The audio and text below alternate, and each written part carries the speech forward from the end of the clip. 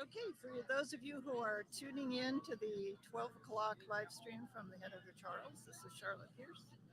I'm the producer of Ready Row USA, and we are expecting Maurice Scott and Jenny Withycombe this hour,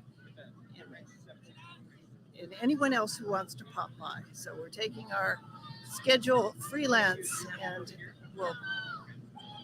we'll aim the camera at the Elliot Bridge, and hopefully we'll catch some of the races coming through.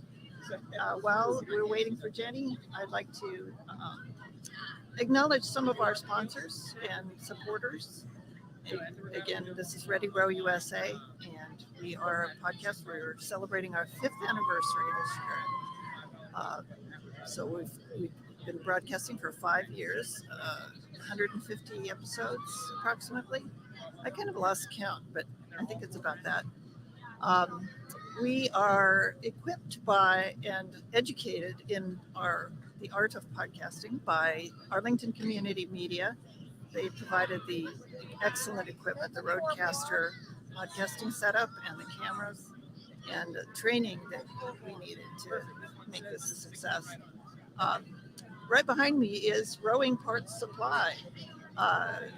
Bailey Sykes is in charge, and there will be others later. But if you need parts for your wheels, wrenches, nuts and bolts, spacers, we know that people are missing that kind of stuff. So they're coming in droves to get these parts at Rowing Parts Supply. He is well stocked at the present time and got some great clothes too. So we'll give a little tour of that in a minute. Again, the ACMI studio, the Arlington Community Media Studio, we owe a lot to them for success of this project, this production. It's Katie Chang. She was here this morning helping us set up. Jeff Monroe is doing remote monitoring and making sure that our sound is good, and I hope it is. I'm sure he'll let me know. And Pierce Press is my company, my publishing company. When I'm not podcasting and rowing, I publish books, children's, alternative education, and travel. We are expecting Peter Kerman later this weekend, Burnham Boat Slings. Burnham Boat, he'll be coming down for an interview and to tell his rowing story. Our website is designed and maintained and expertly handled by Laura Williams of Laura Williams Pages and Good Inklings, LauraWilliamsPages.com. I'm a member of Community Rowing. We're right across the path from here. If I had control of the camera, I would show you the tent, but it's really a nice place to be and to get out of the weather if it arrives. We're expecting a little bit of rain this weekend and wind on Sunday. Anyway, I'm going to put this on the bridge, and we'll see if we can see any rowers coming through. Races are in progress.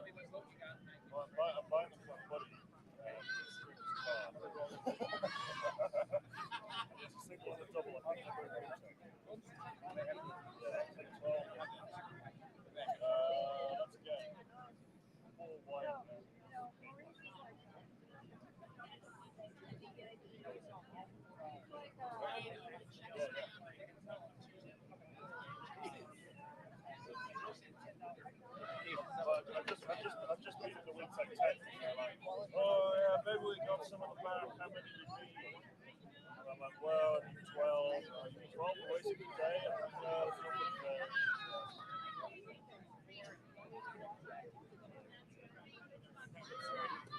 We're actually just sit there and watch your step. Yeah. Willamette. All right.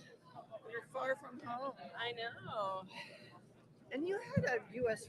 Are you on the DEI? I'm the co-chair. Okay. Yeah. Let me just get the. Do I need to put? Yeah, put the headphones on, and you can kind of tell and talk close to the mic. Yeah. Okay. We're back on track here.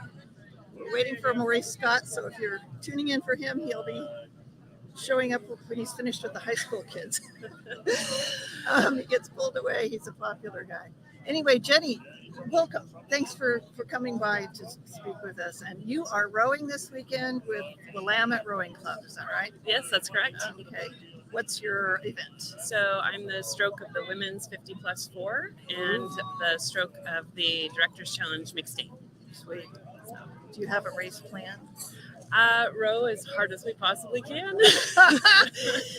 Have you practiced? Did you get here in time to practice? We haven't practiced yet. We're Okay. hoping. We actually bought a new 4. We're very excited, and we're picking it up here today. Okay. So we have not rowed the boat we're going to race. Oh my goodness! What kind of a boat is it? Felipe. Okay. Oh, that's So hot stuff. we're very Yeah. excited. We're hoping to get out to practice this afternoon. Yeah. So yeah, we've just practiced at home. Haven't had a chance to practice here yet. And tell me about, I know you have U.S. rowing duties too, but tell me a little bit about your rowing club and what's special about it. So Willamette Rowing Club is a pretty small competitive rowing club. So we are for experienced rowers only. We don't have any learn to row or anything like that. No juniors, so masters only. We're about 30 to 40 members. We've been together a really long time, and it is just a really, really special place. I've rowed for a lot of clubs around the U.S., and this is family, and it's just an amazing place. We have rowers from age 25 to 79.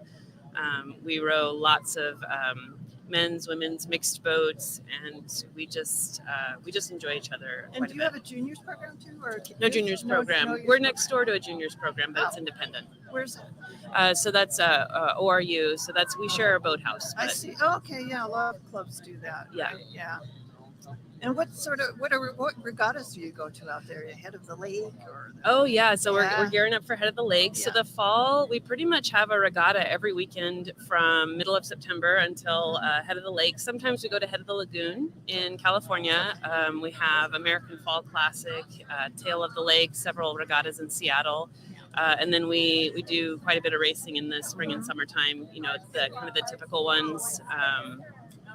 We have a couple local, but mostly we row like Northwest Masters Nationals, regionals, and then we usually go up to Canada and row in Cascadia or Canadian Masters Nationals. So rowing is pretty much your life. It is. I spend a lot of time doing it. I've seen shirts that say, like I'm at my kids' regatta. My kids need a shirt that say I'm at my mom's regatta. Yes. I can't get my family to come. I don't know. Like they're just not into it. No, mine either. My really? oldest sometimes will cox for us in a pinch just to help out. Yeah. No, these are like it's just fun. It's just boring or something. And I was telling someone earlier, I could just watch rowing all day. It is like special. So it's so great. Yeah, it really is. So did you start rowing in college or high school? Yeah, I started rowing in high school. I was a cross country runner in high school.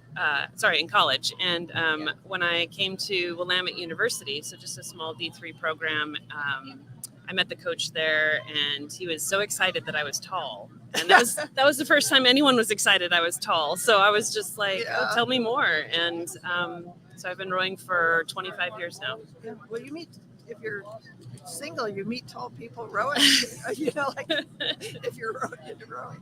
It's very true. Yeah. Although I married a coxswain. So. Oh my goodness. Yeah. Well, coxswains are like gold, aren't they? Very much so. We have Jenny, or not Jenny. Johanna Knight is a coxswain at CRI up here, and she's been out roaming around doing some live streams for us. But Wonderful. she gave us the lowdown on the coxswain life. For real. So Yeah. my coxswain is Jan Bird, and Uh-huh. she's been coxing for 50 years. She is amazing. 50 years. Yeah. Nobody knows the course like she does. I rode once with Bill Beckley. You know who he is. Yeah. He's like 92. That's what I love about the sport. Yeah. You can do it forever. Somebody told me there was a 101-year-old person rowing. I love it. Have you heard of it? I haven't heard of that, but Yeah. I hope so. I want to be like that when I grow up. I do too. I mean, that's what keeps me going. You know, like my friend rode this morning. She's just started racing this year, and she's 79. I love that. I love that so much. And she's just fit and Yep. spring in her step and healthy. Oh, it's we have, our club's about 50-50. Half of us rowed in high school or college, and half learned to row as adults in their 40s, 50s, 60s. And I love that. Yeah, that's so great. Yeah, it's pretty special. Well, tell us a little bit about your work with U.S. Rowing and the history of that. Yeah, so over the years, I've worked with U.S. Rowing in various capacities, mostly as a consultant, really interested in diversity, equity, and inclusion work. So early on, a decade ago or so, I started helping out with adding a component to the coaches training around DEI.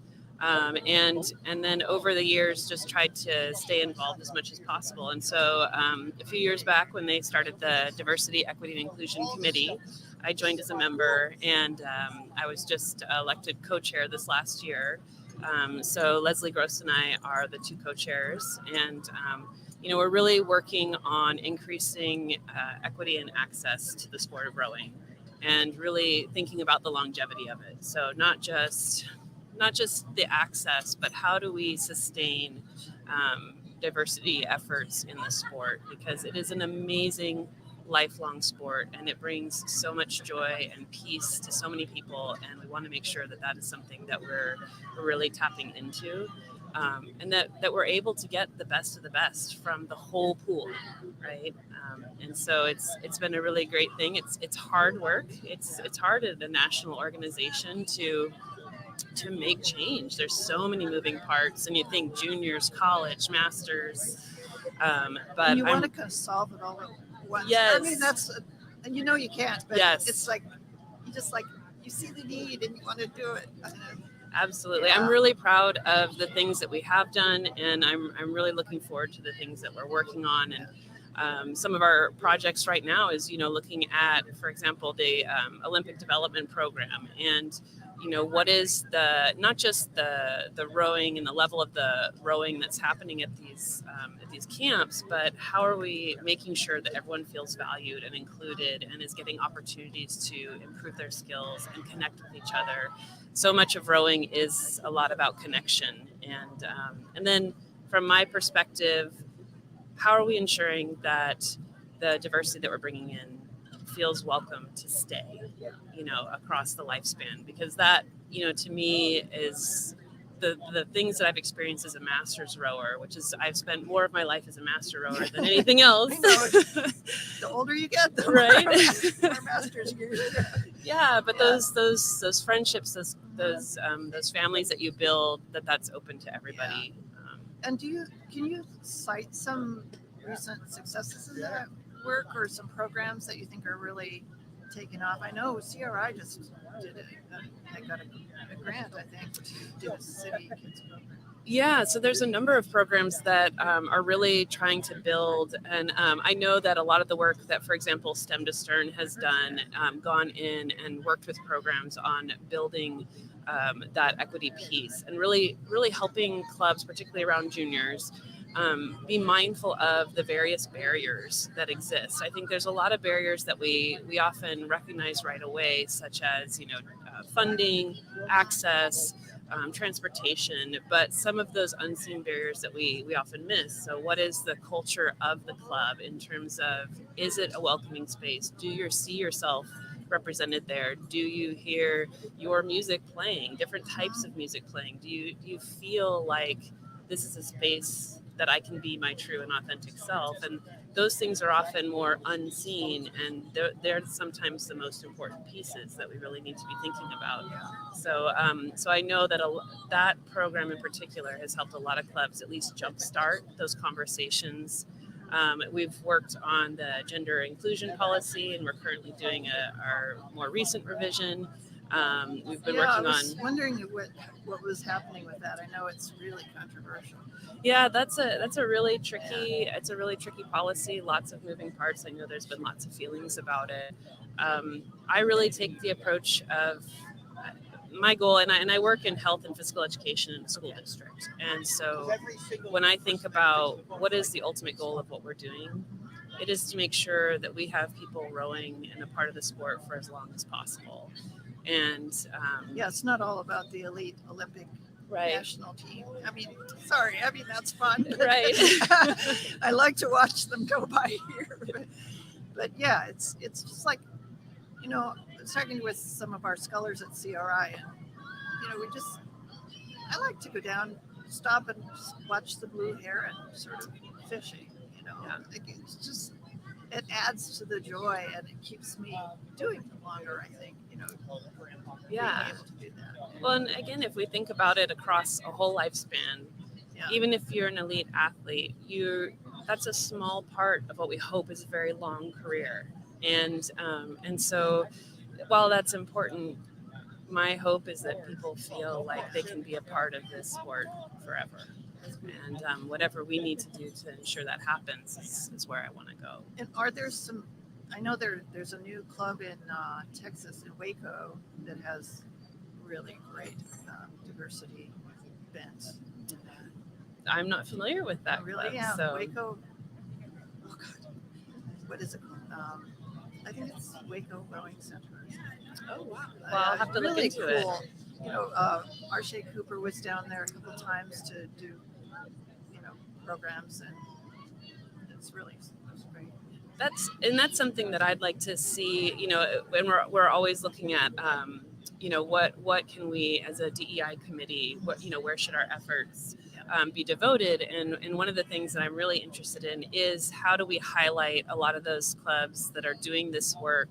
They're not a part of STEM to STERN. They're not a part of a grant program, but they are doing the work. And how do we highlight that and support them, and lift that work up so that others see they can do it as well.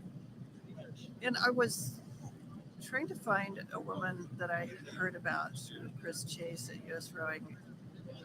She started something called the Indigenous Rowing Club. Okay, I have heard of this. Yeah, I was talking to Jenny Treas about it. She's trying to track her down too. And just, I think it seems like programs like that, sometimes it's just hard to start it.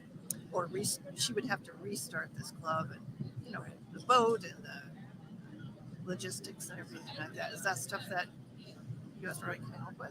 Well, I think definitely in terms of, I guess, the less tangibles, right? So when we think about what kinds of funding, because that really is a big piece of what goes into getting clubs started and off the ground is funding. And so that's definitely something that we've talked about as a committee is, are there ways to offer mini grants? Is there a budget to support that?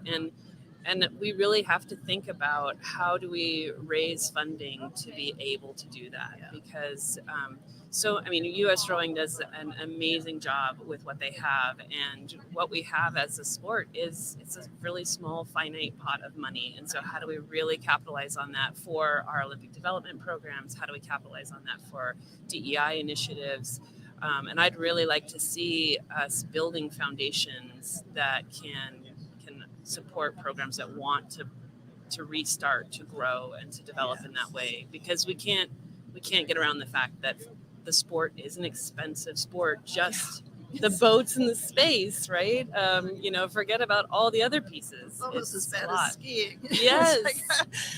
I don't know, but it's such, like you said, it just brings such joy and unity. And I know my community of just mostly single scullers. I even sometimes in a quad or a double, but it's just like just being there, saying hello, help, giving someone a spacer or a wrench, or just really means a lot. It does. I mean, I was talking to one of my teammates recently, and I was saying that I love to race. I love it. I love to win. I love medals. I really enjoy it. But at the end of the day, if there was no more racing and there were no more medals, I wouldn't give my team up for the world. Yeah. Right. That's not, I mean, it's fun, but that's not really what it's about for me anymore. These are the people who we've experienced everything together, and births and deaths and illness and moments of happiness and moments of despair. And for better or worse, we are family, and that means more to me than any medal. I've never experienced anything like it at another club before. I know. I find myself talking about rowing to almost everyone. It's like more boring than I know. But I could just watch it all day. I could just talk about it all day. Absolutely. Have you read Lessons in Chemistry? I just listened to that. Yes. So that little excerpt where they talk about rowing, and I was just like, wow! In one paragraph, they have absolutely encapsulated rowers, haven't they? Absolutely. And the audiobook has a little interview with the author at the end. Yes, I listened to the audiobook did you as really? well. Yeah, yes. yeah. So I was thinking, wow, she really is a rower. Yeah, right? She really knows. Yeah. My husband was teasing me because so he was a coxswain, and he coxes for us occasionally when we need it, but mostly he helps coach. And he was saying we go to coffee after our weekend practices, and he goes, you start good, and then you devolve into the same stories over and over again. The minutia. Yes. Rigging. Yeah. And anything else? What's special to you about the head of the Charles? And why are you here? Apart from spreading the word about the diversity and that kind of stuff. Yeah, so I first came to the head of the Charles as a master's rower. I had never been back east until college, ever for anything, and I came for rowing. Yeah. And it is such a magical place, Boston, and this regatta is so.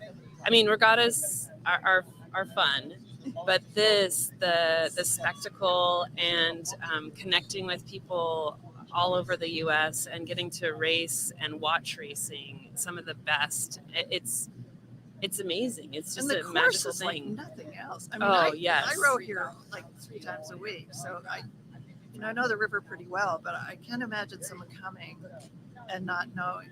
It's tricky. Oh, for sure. And I mean, since I'm rowing in cox boats, I think of it as like, this is a coxswain's race, right? Or a bow person's race, because it is, you have to know it. And I know I'm in the best hands with Jan because she does an amazing job. She knows the course so well. And it truly is a coxswain's course for sure.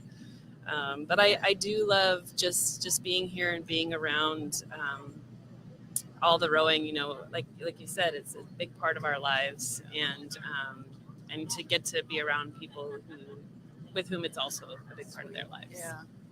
Well, thank you for what you do and for being here. I really appreciate you, booking a little spot here, and send some other people over. We're just pretty much free for all now. So okay.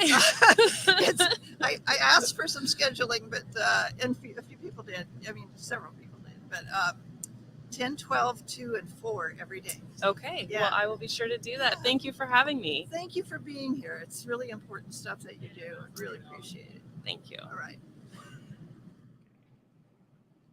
Yeah, that's cool. I'm so glad you're here. You walk around and like people say, hi, Jan. Yes. Hi, Jan. Hi, Jan. And then, I don't know what, I'm older than you, but I can't remember.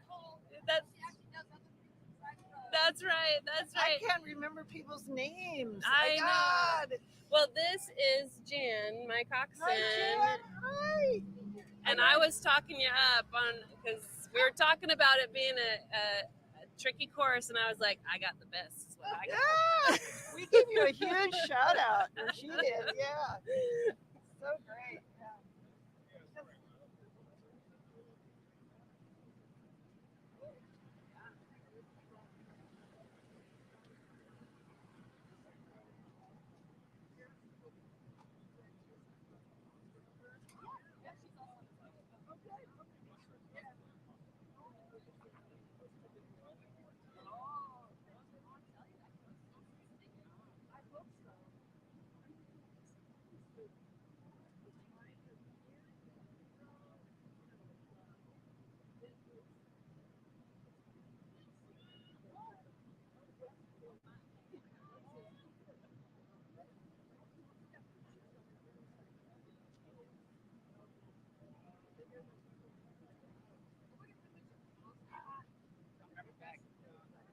Oh yeah,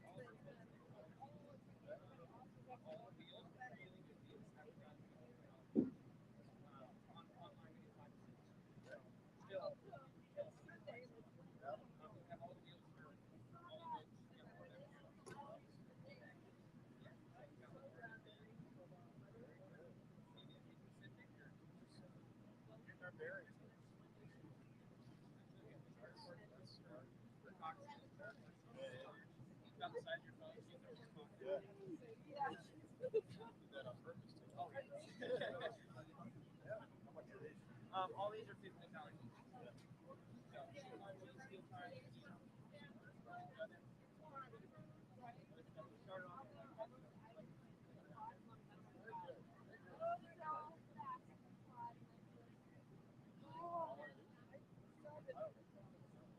Well, if you ever use wheels, you know,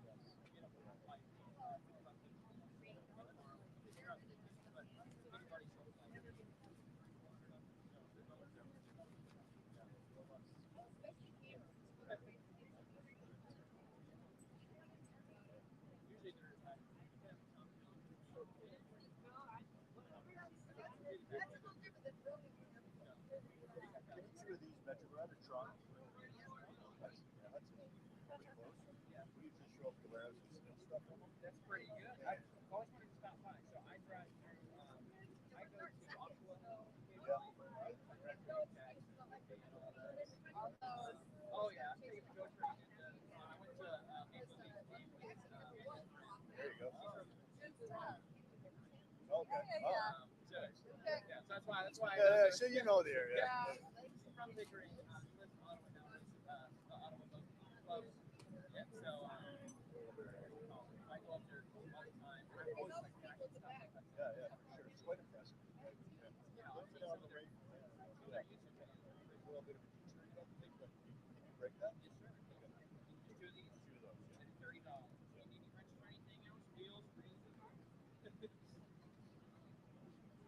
Well, I just say that. So. Yeah. 5 wheels. You want Yeah.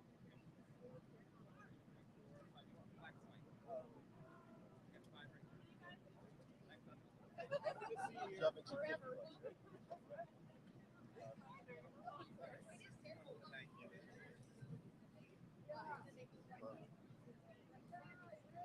Where are you based out of? Oh, nice.